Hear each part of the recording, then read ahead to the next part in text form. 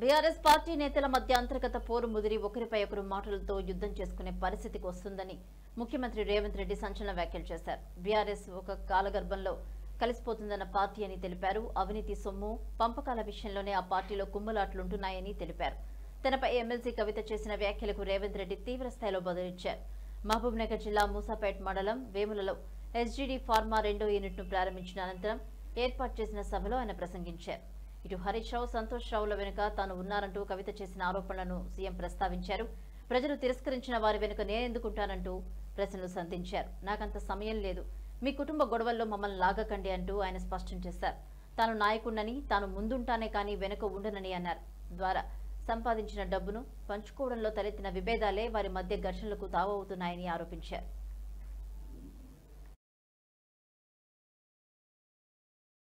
కూర్చోండి, అధికారులతో మాట్లాడండి.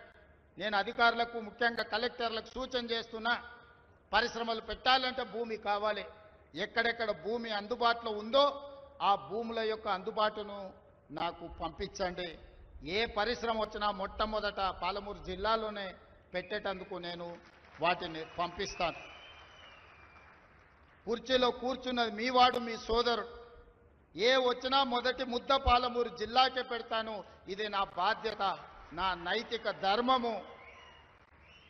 అది చిన్నదా పెద్దదా కాదు, ఏదైనా మొదటి ముద్ద పాలమూరు బిడ్డలకు పెట్టాల్సిన బాధ్యత నా మీద ఉన్నది.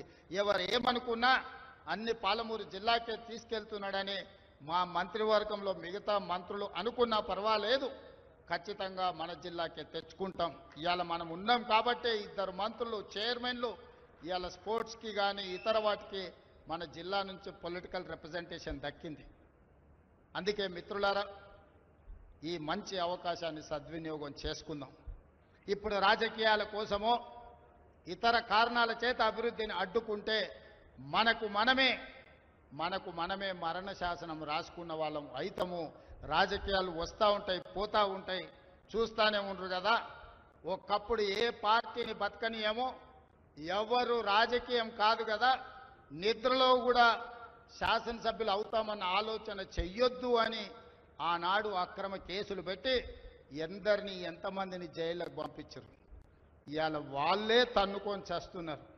ఒకరు కడుపులో కత్తులు పెట్టుకొని కౌగిలించుకుంటున్నారు. ఎవరు అక్కర్లేదు, వాళ్ళే పొడుచుకుంటున్నారు. విపరీతమైన అవినీతి సొమ్ము వచ్చిన తర్వాత సొమ్ముల పంపకాలలో కుటుంబ పంచాయతీలు, ఇవాళ కుటుంబంలోనే ఒకరు